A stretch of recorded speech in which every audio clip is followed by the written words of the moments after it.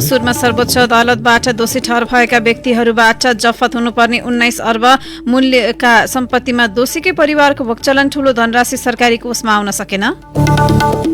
भारतसँग ऊर्जा व्यापारका लागि प्रारम्भिक समझदारी भएपछि नेपाली पक्ष उत्साहित। विद्युत निर्यातमा पूर्वाधार निर्माणको चुनौती भने कायमै। पुराना दल विरुद्ध अभियान सञ्चालन गर्न खोजिएको एमाले अध्यक्ष ओलीको गुनासो। स्वतन्त्र पार्टीलाई घेराबन्दी गर्न सुरु भएको सभापति लामिछानेको दाबी।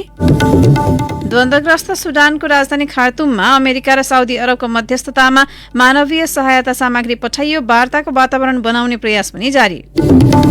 र फ्रेन्च ओपन टेनिसको महिला एकलतर्फको उपाधि पोल्यान्डकी इगा स्वियातेकलाई। नमस्कार, कान्तिपुर डायरीका साथमा साथी रमेश र म दिवा। अब समाचार विस्तारमा। विभिन्न कसुरमा सर्वोच्च अदालतबाट दोषी ठहर भएका व्यक्तिहरूबाट जफत हुनुपर्ने अर्बौं मूल्यका सम्पत्ति दोषीकै परिवारले मनमौजी भोगचलन गरिरहेका छन्। भ्रष्टाचार, सम्पत्ति शुद्धिकरण, ठगी, बैंकिङ कसुर लगायत मुद्दाका दोषीबाट सम्पत्ति जफत नहुँदा ठूलो धनराशि सरकारी कोषमा दाखिला हुन सकेको छैन।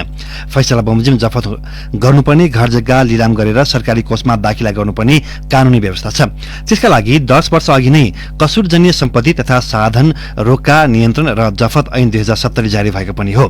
त्यसअनुसार गृह मन्त्रालय मातहत कसुरजन्य सम्पत्ति व्यवस्थापन विभाग गठन भएको छ। तर मुलुकभरबाट जफत गर्नुपर्ने घर जग्गाको एकीकृत विवरण सरकारसँगै नहुँदा कार्यादेश अनुसार काम हुन सकेको छैन। विवरण सर्वोच्च अदालतसँग माग गरिएको विभागले जनाएको छ। यसले एकातिर ठूलो धनराशि सरकारी ढुकुटीमा आउनबाट रोकिएको छ भने अर्कोतर्फ फैसला कार्यान्वयनको अवस्था कति नाजुक छ भन्ने उजागर भएको छ। विभाग गठन अघि अदालत तथा रोकिएका अर्धन्यायिक निकायबाट कसुरजन्य सम्पत्ति जफत तथा व्यवस्थापन गर्ने भनिएको थियो, तर काम भएन। अहिले विभागले सर्वोच्च अदालत र सर्वोच्च मातहतकै फैसला कार्यान्वयन निर्देशनालयसँग समन्वय गरेर काम अघि बढेको जनाए पनि जफत सम्पत्तिको अनुपात निकै कम देखिन्छ। फैसला कार्यान्वयन निर्देशनालयका अनुसार विभिन्न कसुरमा दोषी ठहर व्यक्तिबाट करिब 1,07,000 वर्ष कैद भुक्तान हुन बाँकी छ। अपराधमा दोषी ठहरिएकाबाट 19 अर्ब भन्दा बढी जरिवाना असुल हुन सकेको छैन। अपराधीबाट असुल गर्नुपर्ने विगतको हिस्सा कति छ भन्ने एकीकृत तथ्याङ्क संकलन नहुँदा जफतको काममा पनि असर पुगेको फैसला कार्यान्वयन निर्देशनालयका महानिर्देशक वेद प्रसाद उप्रेतीको भनाइ छ। पछिल्लो 5 वर्षमा सर्वोच्चको फैसला बमोजिम करिब 5 अर्बको चल अचल सम्पत्ति जफत भएको र त्यसमध्ये पछिल्लो 5 देखि 7 महिना यताको हिस्सा करिब 2 अर्ब रहेको उहाँले बताउनुभयो।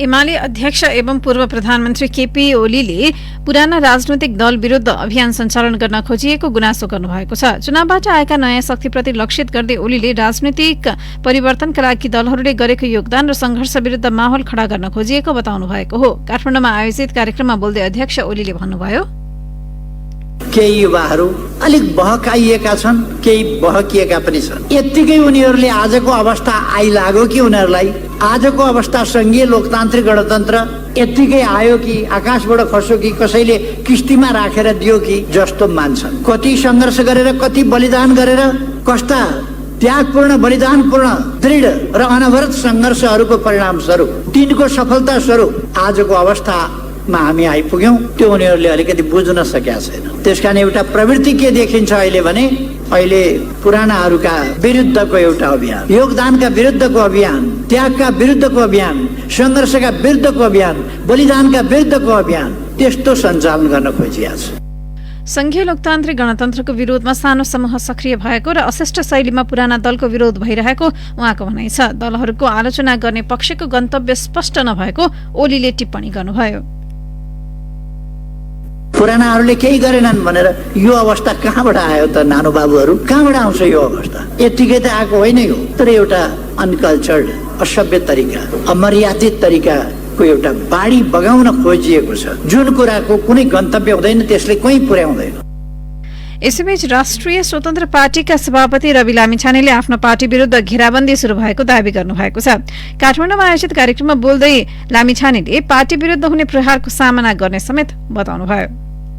यो बाटो तपाईलाई लाग्ला अब त सरासर राष्ट्रमा सररै जान्छ, एकदम सजिलोसँग जान्छ, 84 मा त एकदम सजिलो हुन्छ भन्ने यहाँलाई लागेको होला। हो, नेपाली जनताले देखाएको बाटो त सजिलो छ, तर यो बाटोमा अब सम्पूर्ण दलहरू राखेर जुन बाधाहरू छन्, जुन घेराबन्दी गर्नेवाला छन्, त्यो सातो जाने खालको छ, तर हामी गराउँदैन। नेपाली जनताले हामी जाने बाटो सहज देखाइदिएका छन्। सहजै 84 मा राष्ट्रिय स्वतन्त्र पार्टीको अवस्था के हुन्छ भन्ने कुरा घर घरमा आम जनताले अनुमान गरिसकेका छन्। तर त्यो अनुमानलाई बाधा पुर्याउनको निमित्त अहिलेदेखि नै जुन प्रयासहरू चलेको छ, त्यो प्रयास चनाखो हुँदै जानुपर्ने हुन्छ। त्यसकारणले हामीमाथि हुने प्रहारहरूको हामीले सामना गर्नै पर्ने हुन्छ।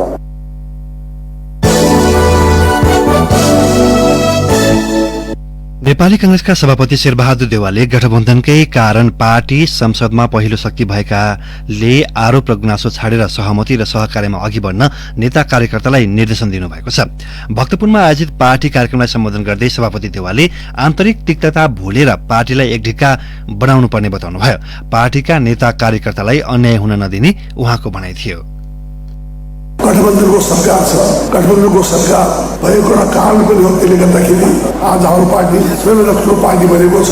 यहाँ केही कुरा उठेका छन्, साथीहरू उठाउनुभएको छ, कुरा महत्त्वपूर्ण हुन्, तर पार्टीमा सबैलाई चित्त बुझाएर जानुपर्ने अवस्था छ।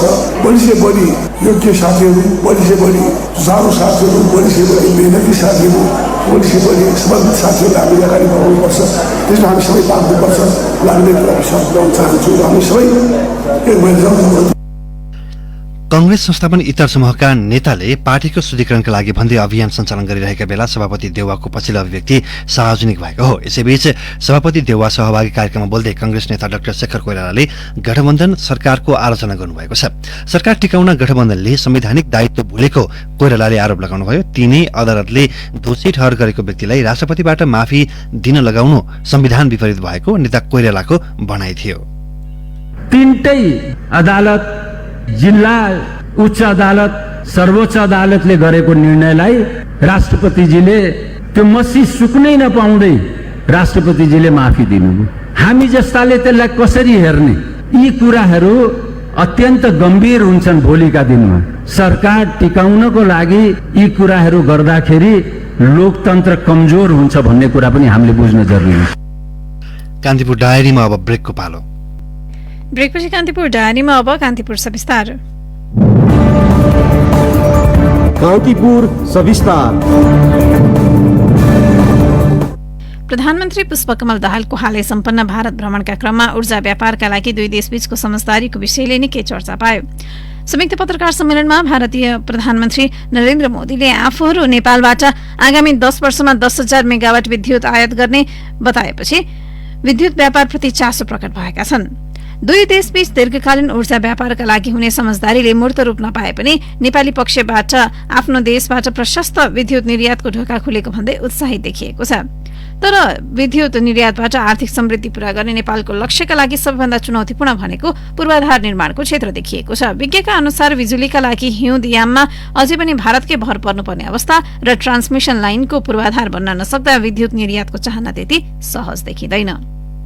नेपाल र भारत बीच भएको पछिल्लो समझदारीले विद्युत निर्यातका लागि सम्भावनाको ढोका खोलेको अर्थमा व्याख्या गरिएको छ। प्रधानमन्त्री पुष्पकमल दाहालको भ्रमणका क्रममा भारतले 10,000 मेगावाट विद्युत किन्ने प्रतिबद्धता जनाए पनि यसको प्रक्रिया र कुन कुन आयोजना भन्ने लिखित सहमति छैन। त्यसो त बंगलादेशमा 50 मेगावाट विद्युत निर्यात गर्नुपर्ने नेपाली पक्षको मागमा समेत भारतले केही प्रतिक्रिया जनाएको छैन। अर्कोतर्फ सुक्खा याम लम्बिएसँगै राष्ट्रिय प्रसारण लाइनमा हाल 1300 मेगावाट हाराहारीमा मात्रै विद्युत उत्पादन भएको छ, तर माग भने यतिखेर 2000 मेगावाट भन्दा बढी छ। नेपालले अहिले पनि भारतबाट दैनिक 250 मेगावाट हाराहारीमा विद्युत खरिद गर्दै आएको छ। नेपालले बेच्ने भनिएको विद्युत भारतीय आन्तरिक बजारसँगै बंगलादेशसम्म पुर्याउनका लागि त्रिदेशीय सम्झौता हुनुपर्नेछ। ऊर्जा मन्त्रालयका सचिव दिनेश घिमिरे ऊर्जा व्यापारका लागि सहमति अन्तिम चरणमा पुगेको दावी गर्छन्। उहाँहरूको तर्फ चाहिँ अलिकति यसलाई औपचारिकता दिने, क्याबिनेटबाट एप्रुभल गराउने समय भएन।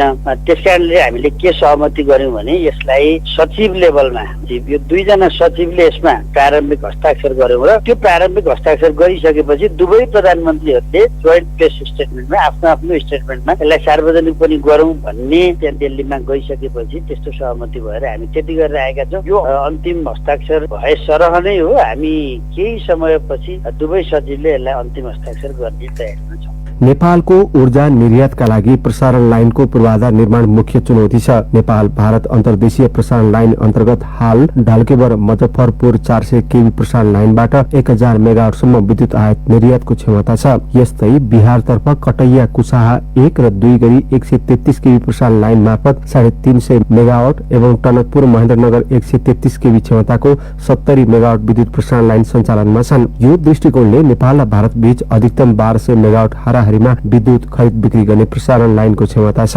आगामी दिनमा 10,000 मेगावाट निर्यातका लागि थप अन्तर्देशीय प्रसारण लाइन निर्माण र भएकाको क्षमता स्तरोन्नति गर्न आवश्यक देखिन्छ। अर्कोतर्फ नेपालले बंगलादेशलाई विद्युत निर्यात गर्ने भनिए पनि 40 मेगावाट भन्दा बढीको क्षमता छैन। नेपालले प्रयोग गर्ने भनिएको भारतको देरामपुर र बंगलादेशको ढेरामारा प्रसारण लाइनबाट 40 मेगावाटसम्म मात्रै निर्यात गर्न सकिने विज्ञहरू बताउँछन्। पूर्वाधार निर्माण र निर्यातका सम्बन्धमा लिखित सम्झौतापछि मात्रै सबै विषयको टुङ्गो लाग्ने विद्युत प्राधिकरणका प्रवक्ता सुरेश बहादुर भट्टराई बताउँछन्। नेपाल भारत र बंगलादेशको बीचको चाहिँ लिखित सम्झौता मलाई जानकारी भएको छैन। त्यो हुने बित्तिकै त भारतले हामीलाई यो रुट दिने बित्तिकै त हामीलाई बंगलादेशमा पठाउन पनि कुनै गाह्रो कुरा हुँदैन। एउटा त्यो पार्ट हो। अर्को जुन 10 वर्षभित्र हामीले 10,000 मेगावाट भारतको बजारहरूमा बेच्नको लागि भनेर त्यो पनि मैले अहिलेसम्म मौखिकै कुरा सुनेको छु होइन। मौखिकबाट अब सायद त्यो रिटर्नमा पनि होला। नेपाल भारत अन्तर्देशीय प्रसारण लाइन अन्तर्गत हाल विभिन्न 11वटा योजना सञ्चालनमा छन्। त्यसमध्ये आगामी 5 वर्षभित्रमा 4वटा आयोजना बनिसक्ने र त्यसले 8,000 मेगावाट क्षमता धान्ने ऊर्जा मन्त्रालयले जनाएको छ। नेपालको विद्युत निर्यातका लागि ट्रान्समिसन लाइन निर्माणको समस्या अब नरहेको ऊर्जा सचिव घिमिरेको दावी छ। 28-29 सम्म 11 मध्ये 4वटाको निर्माण कार्य सकिसक्छौं। इनरवा पूर्णिया, बुटवल गोरखपुर, ढल्केबर मुजफ्फरपुरको भइसकेकै छ। त्यसपछि लम्की बरेली, यो 4वटा संरचनाको क्यापासिटी नै 2 चौको 8,000 मेगावाट चाहिँ यसबाट फ्लो हुने नै हुन्छ। अब अहिले अरुण तेस्रोको विद्युत प्रवाह गर्न अरुण तेस्रोले ढल्केबर सीतामढी ट्रान्समिसन लाइन चाहिँ अन्तिम चरणमा पुर्याएको छ। नेपाली खण्डको केही भाग बाँकी छ। के अरे अरुण थर्ड त अब आउन नै आँट्यो। त्यसको 900 मेगावाट 2000 क्यापासिटी मध्ये बाँकी अप्पर अरुण र लोअर अरुण आउन चाहिँ अलिक समय लाग्ने भएकाले त्यो बाँकी 1100 मेगावाटमा पनि हाम्रा आयोजनाहरूका विद्युत प्रवाह गर्नलाई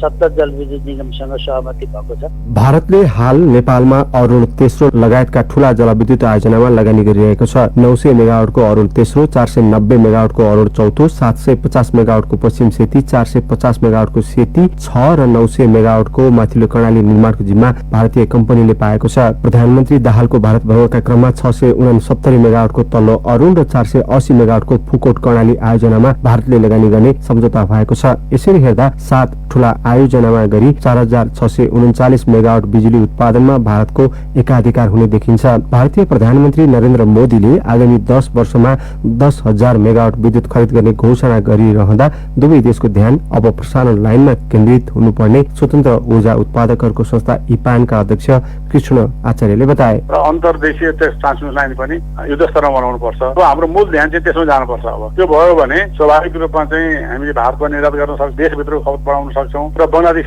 जाने भने त त्रिदेशीय चाहिँ सम्झौता हुनै पर्छ र भारतको सहमति बिना हामी मात्रै हामीले बंगलादेश मात्रै चाहेर हुँदैन। र कार्यान्वयन गर्ने भन्ने कुरा त बाटो त भारतले दिनु पर्यो। त्यहाँ पनि त्यो ट्रान्समिसन लाइनको डेडिकेटेड ट्रान्समिसन लाइन बनाउनु पर्यो। त्यसकारण भारतको भूमिका अहम छ।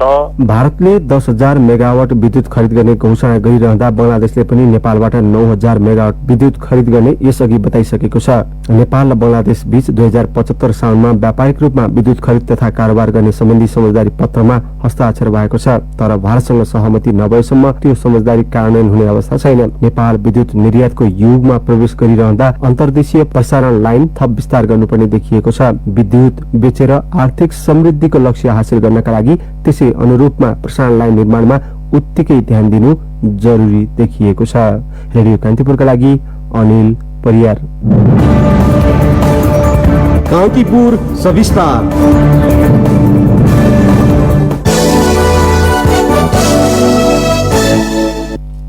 जेहेन्दार विपन्न गरीब अपाङ्गता भएका दलित जनजाति पिछडिएको वर्गका विद्यार्थीले पाउने निशुल्क छात्रवृत्ति कार्यान्वयन गर्न निजी विद्यालयहरूलाई काठमाडौँ महानगरपालिकाले ताकेता गरेको छ। शिक्षा नियमावली 2059 को 6औं संशोधन 2067 ले निजी विद्यालयले कुल विद्यार्थीको कम्तीमा 10% तहगत रूपमा छात्रवृत्ति उपलब्ध गराउनु पर्ने व्यवस्था गरेको थियो। महानगरको शिक्षा ऐन र विद्यालय शिक्षा व्यवस्थापन नियमावली 2074 मा पनि सो व्यवस्था छ। सो नियम कानून अनुसार छात्रवृत्ति वितरणको विवरण नबुझाउने 342 निजी विद्यालयको सूची गत मंगलबार महानगरको शिक्षा विभागले सार्वजनिक गरेको छ। शिक्षा मन्त्रालयले समेत विगतदेखि कार्यान्वयन गर्न नसकेको छात्रवृत्ति कार्यक्रम लागू गर्न महानगर प्रमुख बारेन्द्र शाहले पहल गरेको विभागका कर्मचारीले बताए। महानगरपालिकामा सञ्चालित 520 निजी विद्यालय मध्ये 178ले मात्र छात्रवृत्ति वितरणको सूची विभागमा बुझाएका छन्। अभिभावक महासंघका अध्यक्ष सुप्रभात भण्डारीका अनुसार 10% विद्यार्थीलाई निशुल्क पढाउनु पर्ने ऐनी व्यवस्था भए पनि कार्यान्वयन हुन सकेको छैन।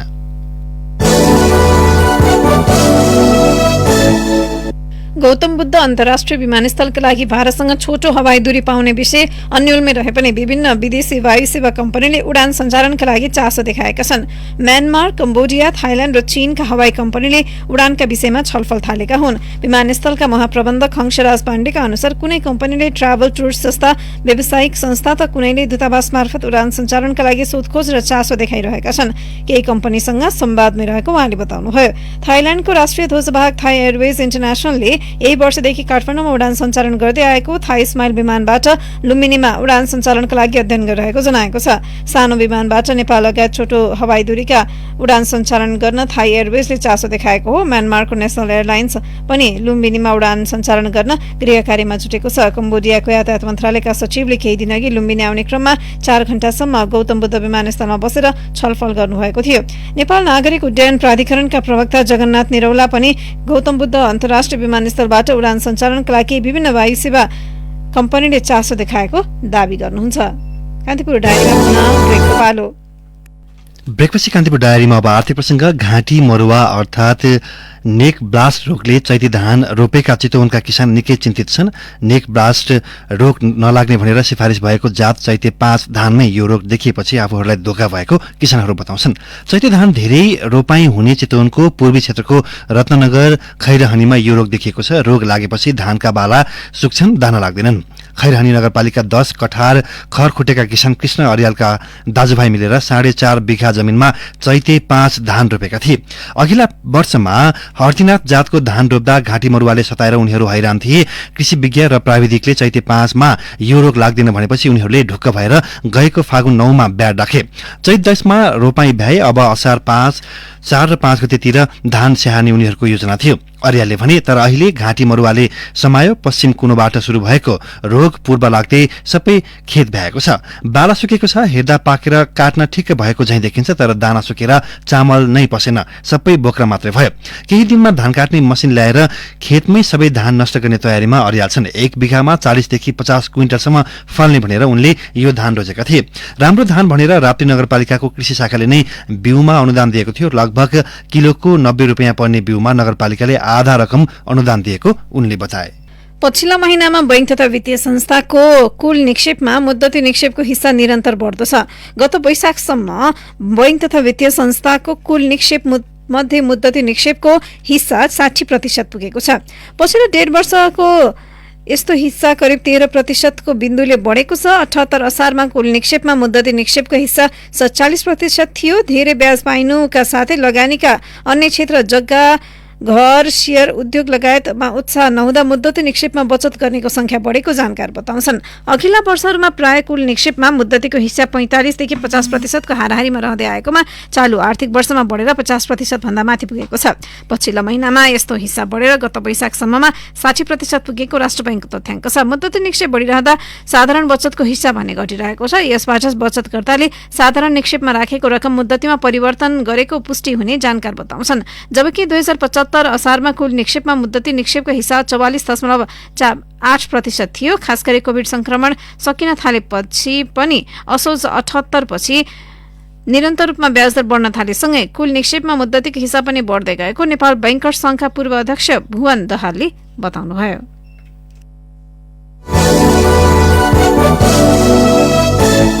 अब अन्तर्राष्ट्रिय प्रसंग। सुडानको द्वन्द्वग्रस्त राजधानी खार्तुममा अमेरिका र साउदी मध्यस्थतामा मानवीय सहायता सामग्री पठाएको छ। द्वन्द्वरत दुई पक्षसँगको वार्तापछि 24 घण्टाको युद्ध विराम गराएर मानवीय सहायताका लागि समय छुट्याएको हो।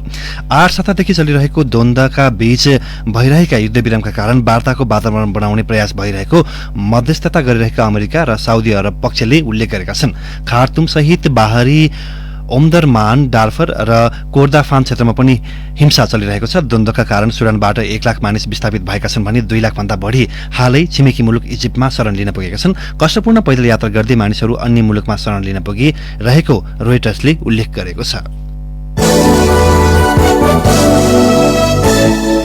अब खेल प्रसंग। पोल्यान्डकी इगा स्वेन्तेकले फ्रेन्च ओपन टेनिसको महिला एकलतर्फको उपाधि जितेकी छिन्। गैराती भएको फाइनल भिडन्तमा स्वेन्तेकले चेक रिपब्लिककी क्यारोलिना मुचोभालाई 6-2, 5-7, 6-4 को सेटमा हराएकी हुन्। विश्व नम्बर 1 22 वर्षीय स्वेन्तेकले उपाधि जितिन्। जारी सिजनको फ्रेन्च ओपनको उपाधि जित्दै स्वेन्तेकले व्यक्तिगत चौथो ग्रान्ड स्ल्याम जितेकी हुन्। उनले सन् 2020 र 22 को फ्रेन्च ओपनको उपाधि जितेकी छिन् भने 2022 मा युएस ओपनको उपाधि जितेकी छिन्। आज हुने पुरुष एकलतर्फको फाइनलमा नोवाक जोकोभिच र कास्पर रुड बीच प्रतिस्पर्धा हुनेछ।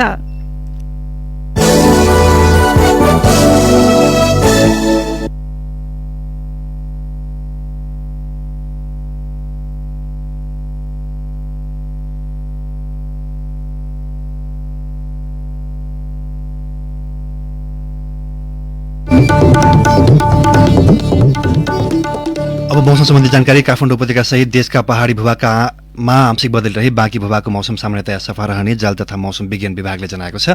बंगाल खाडीको जलवाष्प र बिहार आसपास न्यूनचापीय क्षेत्रको आंशिक प्रभावले कोशी प्रदेशका पहाडी भेगका केही स्थानमा हल्का वर्षा भइरहेको विभागको भनाइ छ। बागमती र गण्डकी प्रदेशका केही स्थानमा मेघगर्जन र चट्याङ सहित हल्का वर्षाको सम्भावना छ। केही बेर अघि 22 डिग्री सेल्सियस मापन गरिएको काठमाडौँ उपत्यकाको अधिकतम तापक्रम आज 29 डिग्री सेल्सियस पुग्नेछ। सूर्योदय बिहान 5:07 भयो, सूर्यास्त साँझ 6:59 हुनेछ। अवस्था यसका साथै कान्तिपुर डायरीको बुलेटिन यही सकिन्छ। साथी रमेश र म दिवा बिदा माग्छौं। नमस्कार।